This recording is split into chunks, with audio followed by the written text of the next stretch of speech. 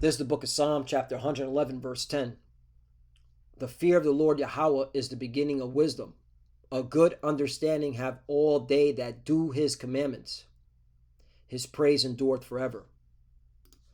Brakata Yahweh, Brakata Yahweh Shai. Brakata Yahweh, Brakata Yahweh Shai. Yahweh is the name who the world ignorantly calls God.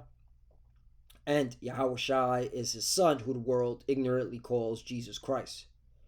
First and foremost, I want to give all praises and all glory to Yahweh, Bahashem, Yahweh Shai, Bahashem, Rakah Kodash.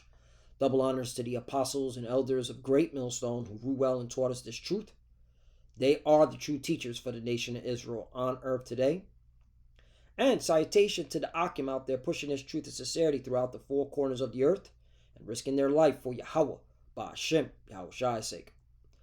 I'm Brother Samak from the GMS Miami camp. And yes, the reason why I brought out the book of Psalms, chapter 111, verse 10, is that I came across this news article today and I read the headlines, and the first thing that came to my mind was, this is why you must fear the Lord. Okay? And more than likely, that's going to be my title for this lesson. This is why you must fear the Lord, and you must understand reincarnation. So yeah, that's going to be the title. This is why you must fear the Lord, and you must understand reincarnation. Okay? And brothers and sisters know where I'm going with this, that have been studying and taking heed to the apostles and elders of Great Millstone through the Spirit and power of Yahweh Bashem Yahweh Shai. Because the Lord is judging our people, okay? And more of these events are coming, okay? More animals are going to be mauling and tearing your children, okay? And I'm talking to our people, you so-called Negroes, Latinos, and Native Americans, all right?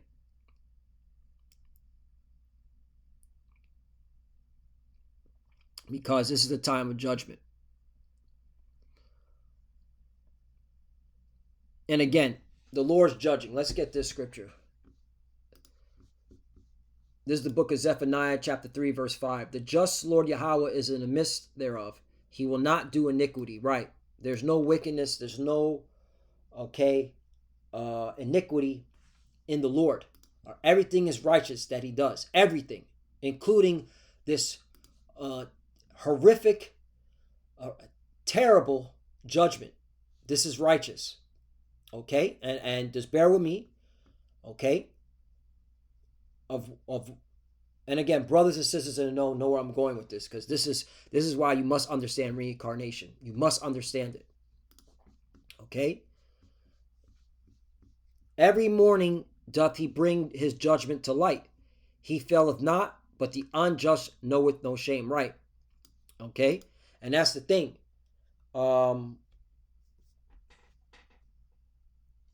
The mother that brought this child, this young Jacob, to this world, she don't even know what's going on. All right? Okay? She wasn't raising this child to be an Israelite. She was raising this young child to be a Babylonian, so-called black person. Okay? And you clearly see it. Just look at the hairstyle. All right?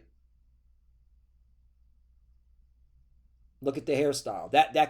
This sets the narrative of clearly where this child was heading to. Okay? But again, you have to understand reincarnation. Okay?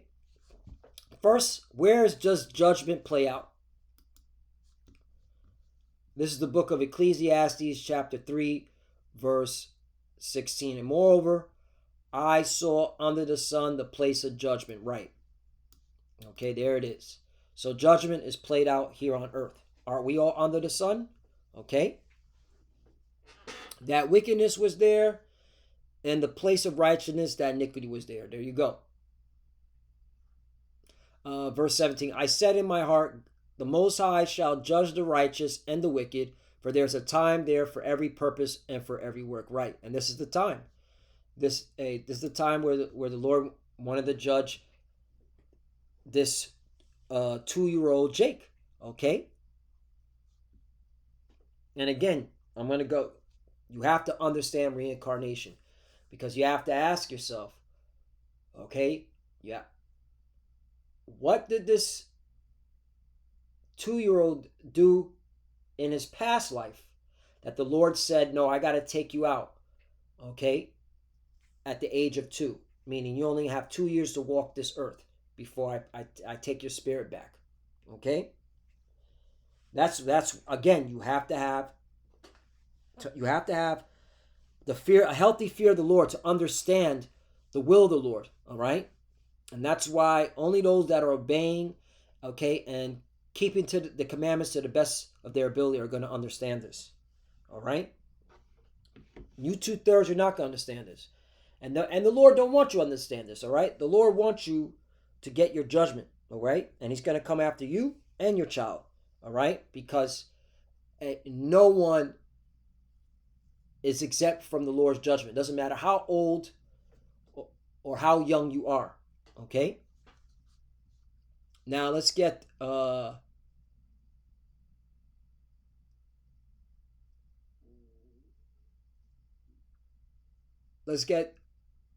this scripture right here. Hebrews chapter 9, verse 27.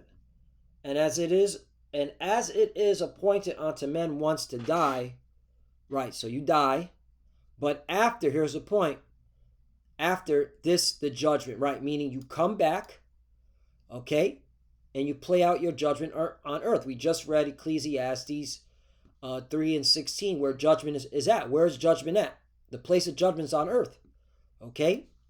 So this is where you come out and you play your judgment, just like he played out his judgment and he got judged at the age of 2. And again, you have to ask yourself, what did he do in his past life that the Lord said, you got to go at 2? And remember, let's bring out Numbers chapter 14, verse 18. The Lord Yahweh is long-suffering and of great mercy, forgiving iniquity and transgression, right? And this is for the elect. He's going to show great mercy to, okay? This is who he's going to forgive, the elect of Israel, not you 2/3, okay? And by no means clearing the guilty. You see that? Visiting the iniquity of the fathers upon the children unto the 3rd and 4th generation. There you go. So you are who your father is, all right? This is reincarnation, all right? Remember, in Ezekiel chapter 18, verse 20, it says, the soul that sinneth, it shall die. The son shall not bear the iniquity of the father, neither shall the father bear the iniquity of the son, right? So, again, what this young toddler did in its past life, okay, the Lord said, I have to take you out at 2. So, hear me out. I come up with theories of different scenarios of what I'll come up with different scenarios, different theories of what this young toddler, all right, probably did in his past life. All right, I'm just coming up with a theory. You know, I'm speculating here. All right, he could have been a big time drug dealer. All right, maybe he was the drug dealer. Okay, where's it at? The famous drug dealer Frank Matthews, known as the Black Caesar. You know, he was a prominent drug trafficker who became a fugitive from justice in 1973, right? And most people believe he's dead now, you know, but he was able to flee from so-called justice, even though he was pumping drugs into the black and brown community because he was doing it wholesale. All right, he was able to get the weight from, I believe it was like Venezuela. Okay, when you go into this, all right, and he kept it low key, you know. So yeah, you have Jake that were big time drug dealers that got away with it, and they died at a particular age, and they didn't get their judgment like they were supposed to. So the Lord said, you know what? When you come back, I'll get you at too. You can get mauled by a dog. All right? Could this Jake been a serial killer that got away? You know? Think about it. Check this out. How many serial killers have not been caught in the, we'll say, the 60s and 70s?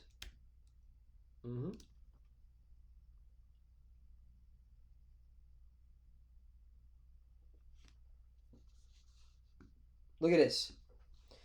It is impossible to know the exact number of serial killers who were never caught in the 1960s and 1970s. However, experts believe the number was likely significant during this period, often called the golden age of serial murder. In the U.S., several factors contribute to this high number of unidentified killers. Some estimates suggest that there were nearly 300 active serial killers in the U.S. during the 1970s alone. You see that? Okay. All right. So you got a lot of serial killers, okay, that never were caught. All right. You even have a lot of Jake serial killers that were never caught. Okay. It ain't just Edomites. All right. This was the 1970s. There was a lot of wild serial killers. All right. From all the nations. Okay. Now, of course, we know the bulk of the serial killers are Edomites. Okay, we do know that, and this goes to show you who is the real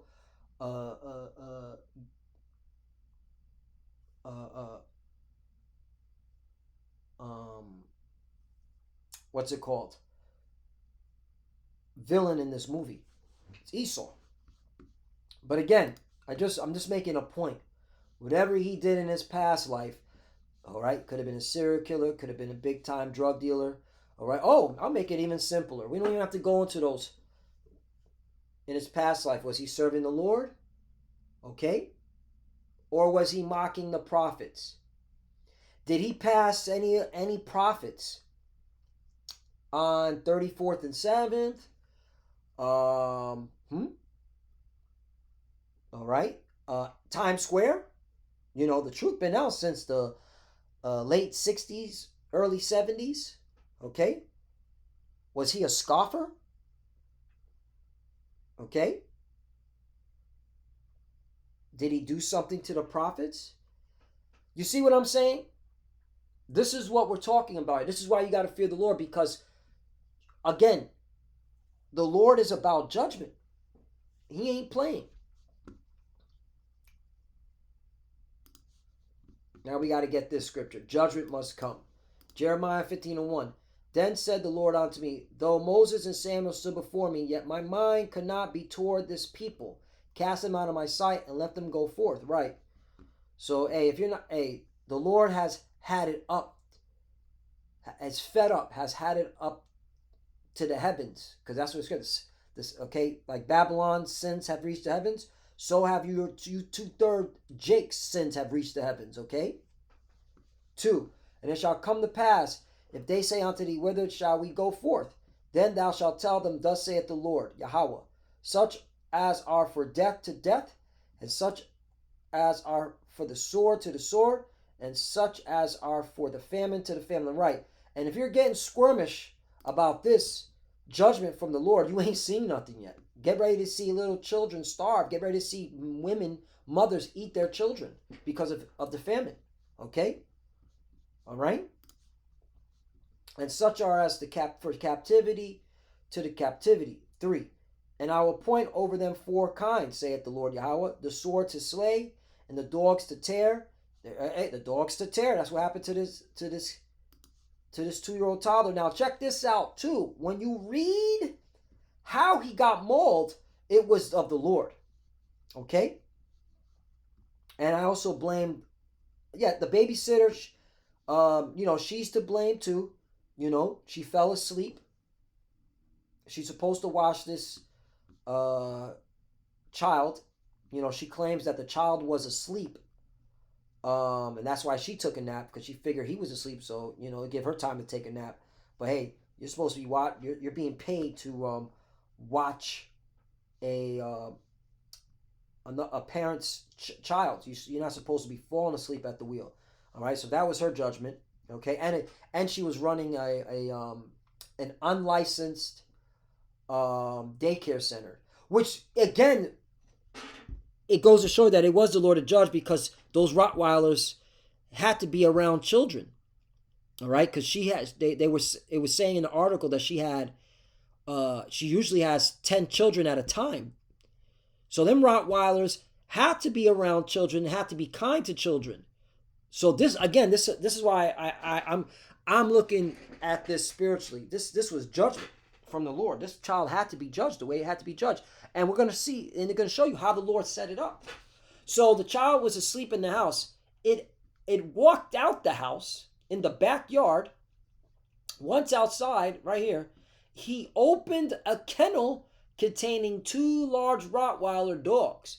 Police say the dog mauled the child to death. Right, and this is why I blame also the mother who raised this child, who's supposedly supposed to raise this child. She didn't raise it properly, all right? Because, you ever heard of terrible twos? Here, let me show you something, all right? Okay, I don't even have children, but I've heard of the terrible twos, okay? What's it called? Term. The terrible twos is a developmental phase for toddlers, usually starting around 18 months to 2 years old. Categorized by tantrums, defiance, mood swings, and testing boundaries as they assert their newfound independence and explore the world. And this single mother was not enforcing, chastisement. That's why this kid was moving around, able to open up doors, open up a Rottweiler, just doing whatever the hell he wanted. The mother was not disciplining that kid. I put money on that, okay? And that was all set up so that it can be judged, okay? The stages of normal part of child's growth. What to expect. Outbursts of crying, screaming, kicking, or throwing themselves on the floor when they don't get their way. A strong no response to requests. A desire to do things themselves and resistance to instructions. A rapid shift in emotions from happiness to frustration or anger. Testing boundaries. Toddlers explore wants and desires and learn the limits set by caregivers.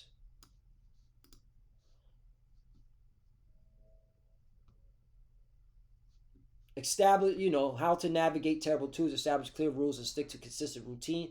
Give extra attention and praise when your child exhibits positive behavior.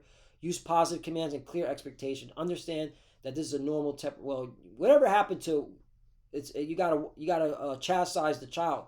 All right, the scriptures talk about chastising it. But that when I saw like what how this child was able to get out the house and open up the kennel, I was like, oh yeah, the mother's at fault too. She wasn't disciplining this kid. All right, this kid was doing whatever the hell it wanted. Okay, wanted to do whatever the hell it wanted, and again, you could tell. Okay, she wasn't disciplining this child. The child was doing its own thing. Okay, and that's what happens. All right, in the black and Hispanic household, when you raised by a single mother. Okay, the single mother. All right, especially now. All right, these young single mother, they don't know how to raise children. They just popping them out and let them do what the hell they want. The scripture says, raise up a child, raise up. It's in Proverbs, right?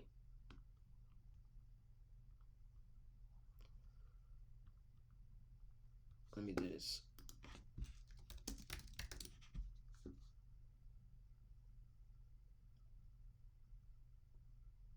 Yeah, it's train, excuse me. Proverbs chapter 22, verse 6. Train up a child in the way he should go, and when he is old, he will not depart from it. Right. And that's the reason why you're supposed to seek the Lord, follow the law, statutes, commandments, use the Bible, the words of the Lord, to train up a child. Okay? And a good, healthy fear of the God of Israel is the only way, all right, to put your child in order. And that's why the bulk of our people, you're going to perish, and your children are going to perish, because you're not training them up to fear the God of Israel, okay? And they're being judged, all right, for what they did in their past life.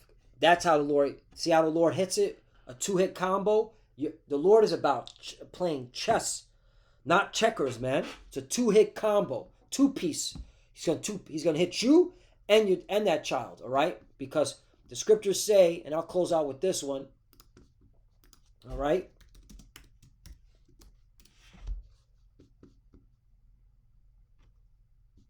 Remember, Job chapter 4, verse 7. Remember, I pray thee, whoever perished being innocent. This child was not innocent. Plain. That child was not innocent. Or where were the righteous cut off? Right, the righteous are not going to get cut off. The elect are going to be delivered. They're going to be protected. They're not going to have to worry about an animal mauling them. 8. Even as I have seen, they that plow iniquity and sow wickedness reap the same. Right. If you plow iniquity, you're going to sow in wickedness, and that's what you're going to end up reaping the same. That's why when you read the NLT version, it says, my experience shows that those who plant trouble and cultivate evil will harvest the same. Exactly. Okay? So, yeah. This child was not going to serve the Lord. You could clearly see it. All right? The mother is at fault too. Okay? Not just a babysitter. All right? And this was the judgment. Okay? And of course, the child itself is not innocent either, because what it did in his past life. And I gave good examples. Could have been a big-time drug dealer, could have been a big-time serial killer, or keep it simple, in his past life, he wasn't serving the Lord, he was being a scoffer, he might have scoffed he may have scoffed a prophet of the Lord teaching on the highways and byways. Remember, this truth has been out since the late 60s, early 70s. From that point on, there's been a lot of generations that have came into this world and out of this world and back into this world. Okay? So, it's time. So, Lord willing, let's edify. I want to give all praise and all glory to Yahweh, Bashem, Yahshai, Bashem, Kodash. Double honors to the apostles and elders of Great Millstone who rule well and taught us this truth. They are the true teachers for the nation of Israel on earth today. And citation to the Akim out there pushing this truth and sincerity throughout the four corners of the earth and risking their life for Yahweh, Bashem, Yahshai's sake. Love you, brothers. Keep it there. Keep the faith. Keep pushing. Keep fighting. Keep studying. Pray without ceasing. Pray for each other. Pray for the apostles, elders. We're almost out of here. To the futures that are watching, keep fighting. All right, keep studying when you prepare to cover. We're almost out of here. Hey, this is why we fear the Lord, man. This is the one reason why we fear the Lord, and we're just waiting for his arrival. Okay, shalom.